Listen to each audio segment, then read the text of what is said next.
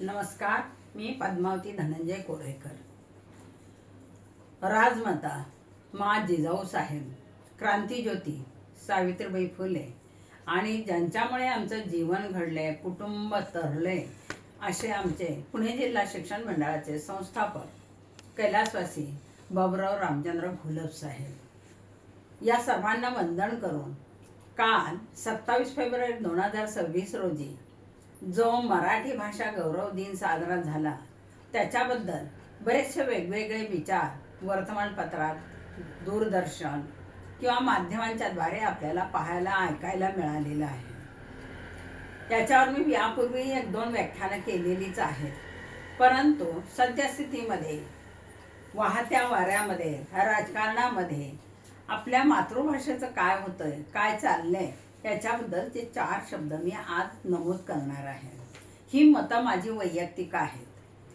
काल 27 फेब्रुवारी 2026 रोजी ज्ञानपीठ पुरस्कर्ते शिरवाडकर, कुसुमाग्रजांचं ज्यांना टोपण नाव आहे विवा शिरवाडकर, यांना ज्ञानपीठ पुरस्कार मिळालेला आहे. हा मराठी भाषेतला, मराठी साहित्यातला सर्वोच्च पुरस्कार म्हणून समजला जातो, गणला जातो. त्यांची जयंती या मराठी भाषा गौरव दिनाच्या निमित्तानं हा दिन साजरा केला जातो. खरं याचं औचित्य असं आहे, का साजरा करावं, तर या ज्ञानपीठ पुरस्कर्त्या व्यक्तीसारखं जीवन आपण जगलं पाहिजे किंवा महाराष्ट्र तसा घडला पाहिजे. त्यांची काव्य, त्यांची नाटकं, त्यांची ग्रंथसंपदा अलौकिक प्रतिभेने नटलेली आहे. आणि याच्यामुळेच तर खरं आपला हा महाराष्ट्र घडला आहे. महाराष्ट्रभूमी शूरवीरांचे आहे, संत महंतांचे आहे, तंतांचे आहे, पंतांचे आहे. त्या सर्वांचे ग्रंथ पाहिले, काव्य पाहिली, नाटकं पाहिली, तो उच्च प्रतीचे आणि दर्जाचे आहेत असं आपल्याला पाहायला मिळतं. आणि आपल्या संस्कृतीची जडणघडण होत असते, ती साहित्याने होत असते, हे महत्त्वाचं आहे. साहित्य संपदा ही माणसाला जगावं कसं आणि जीवन कसं समृद्ध करावं ही शिकवत असते, सांगत असते. म्हणून तर आपल्याकडे मान्यवर 5 संतांचे 5 ग्रंथ हे प्रभावी मानलेले आहेत. ते प्रत्येकाच्या घरी असावेत असा एक संकेत पण आहे की ज्याच्यामुळे संस्कृती घडते, नवे व्यक्ती पण घडत असतात. तर विचारांची देवाणघेवाण जी आहे ना, ती मातृभाषेतून होत असते. मध्यंतरी बऱ्याच वेळा किंवा मधून अजून सारखं आपल्याला वाचायला ऐकायला मिळतं, मराठी शाळा बंद केल्या, इतक्या बंद केल्या, तितक्या बंद केल्या.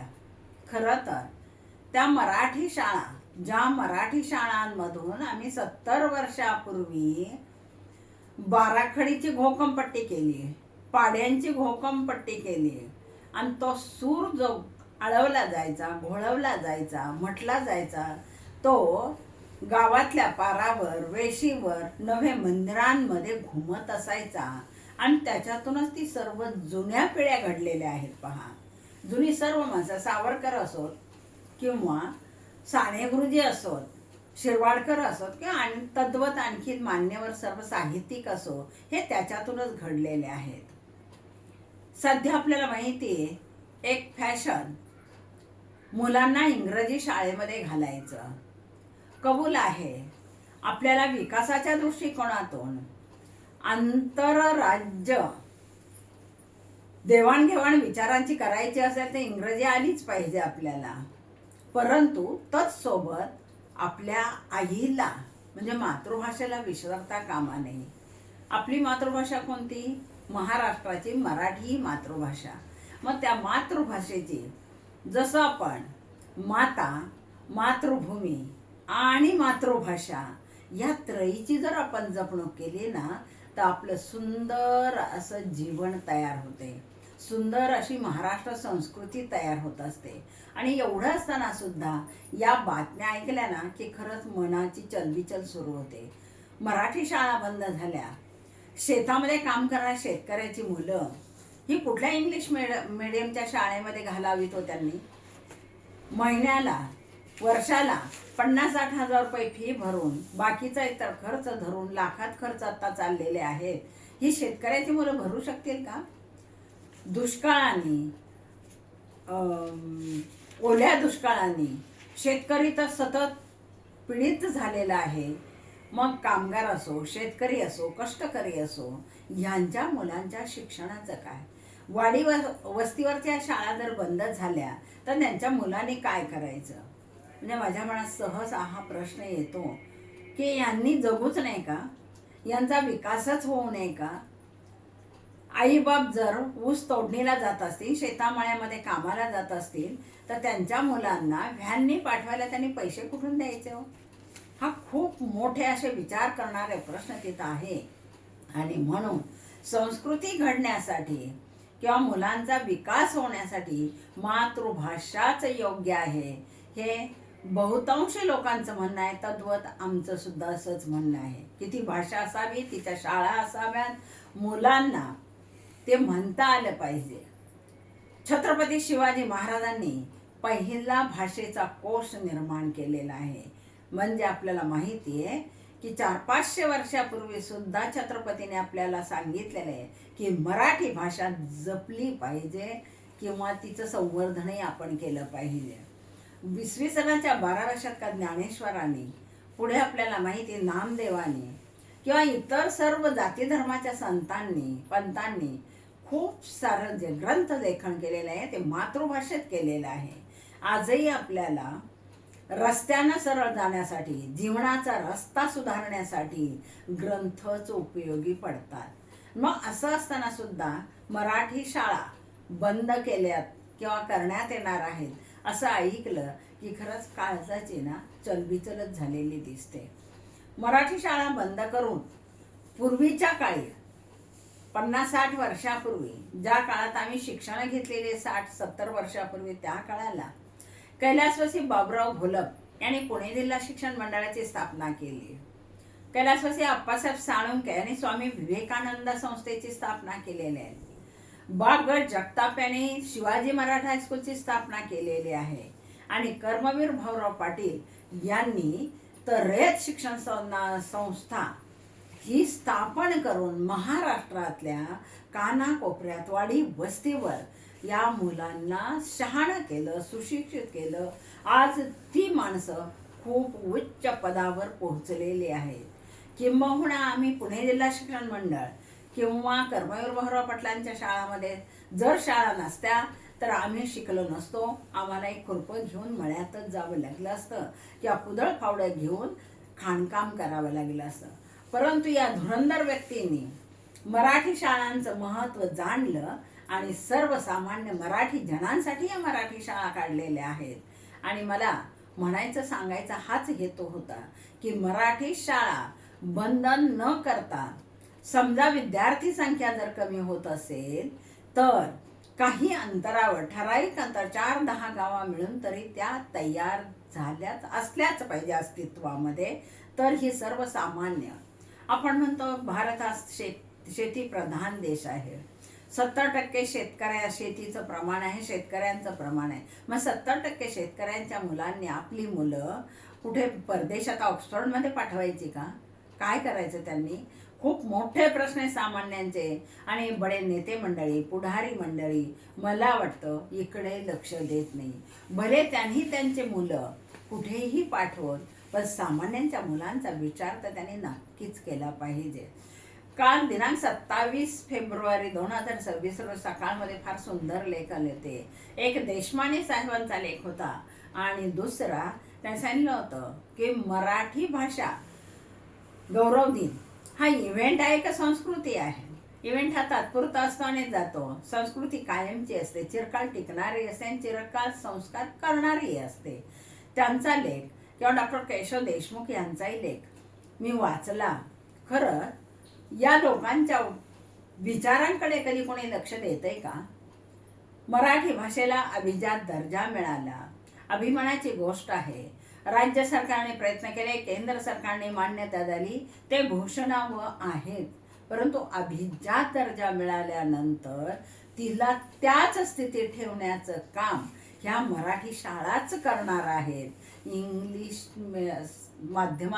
इंग्रजी माध्यमाच्या शाळा करणार नाहीत. घरामध्ये आता सद्यस्थिती आपण सगळीकडे अशी पाहतो की मुलांना सरस्वती पूजन म्हणजे काय किंवा थोरा मोठ्यांना वंदन करणे म्हणजे काय हे माहीत नसतं. सकाळी सकाळी भेटल्यानंतर राम राम म्हणल्यानंतर काम कसं दिवसभराचं उत्तम होतं हे त्या रामराम शब्दावरूनच आपल्याला कळतं. परंतु हाय हॅलो असं म्हटल्यानंतर मात्र कुठेतरी विचारांना तडे जाताना दिसत असतात.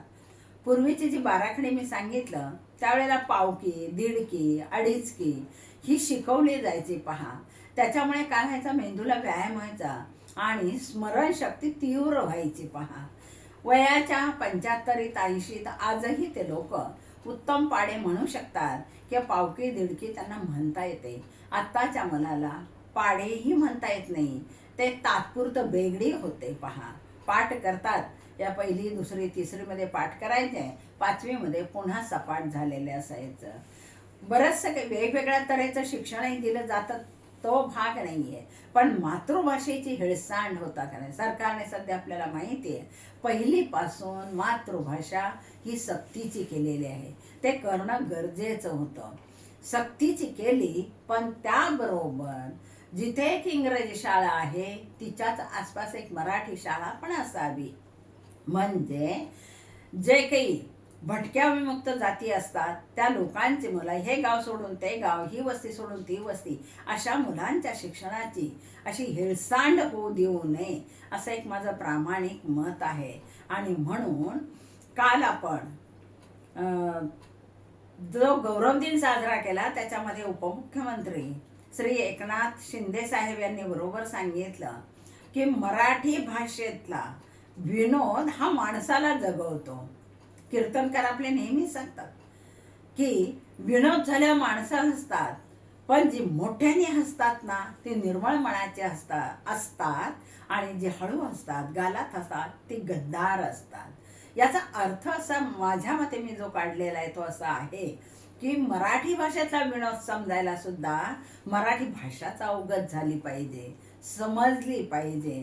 पु ल देशपांडे, साने गुरुजी यासारख्या मंडळींनी जी सेवा केलेली आहे ना मातृभाषेची, ती मुलांच्यापर्यंत पोहोचवायची असेल तर मराठी भाषेत, मराठी शाळेतच शिक्षण दिलं गेलं पाहिजे. भले पुढे 5वी नंतर किंवा 7वी नंतर त्यांना इंग्रजी करा, सेमी करा किंवा पूर्ण इंग्रजी माध्यम बनवा, पण मराठी ही जतन करण्यासाठी मोरोपंतांची केकावली प्रसिद्ध आहे, तुकारामांची अभंगवाणी प्रसिद्ध आहेत, वामन पंडिताचे श्लोक प्रसिद्ध आहेत आणि आजही म्हणतात ना आर्या मयूरपंतांची अभंगवाणी तुकयाची, म्हणजे असे जे काही प्रसिद्ध ओळी आहेत काही त्या सांगितलं जातात. संपूर्ण ओळ असे सुश्लोक वामनाचा, अभंगवाणी तुकयाची, आर्या मयूरपंतांची, म्हणजे ते एक विशिष्ट अशा व्याकरणाच्या चौकटीत बसवलेले. प्रतिभेशिवाय हे काम शक्य नाही. आणि प्रतिभेला जर आपल्याला खऱ्या अर्थानं जागृत करायचं असेल तर शिक्षण हे मराठीतूनच दिलं गेलं पाहिजे. प्राथमिक शिक्षण तरी तिथंच दिलं गेलं पाहिजे. आईचं दूध पितानाच मूल आई म्हणायला शिकवतं, ते मातृभाषेतूनच शिकवतो. हा गौरव खरं आपण या गौरव दिनी सगळ्यांना सांगायला पाहिजे नव्हे, हे माझं वैयक्तिक मत आहे. तर चला तर आपण सर्वांनी मिळून या अभिजात भाषेला कायम टिकवण्याचा प्रयत्न करू आणि विशेष म्हणजे तिचा जागरही आपण सतत करीत राहू. धन्यवाद.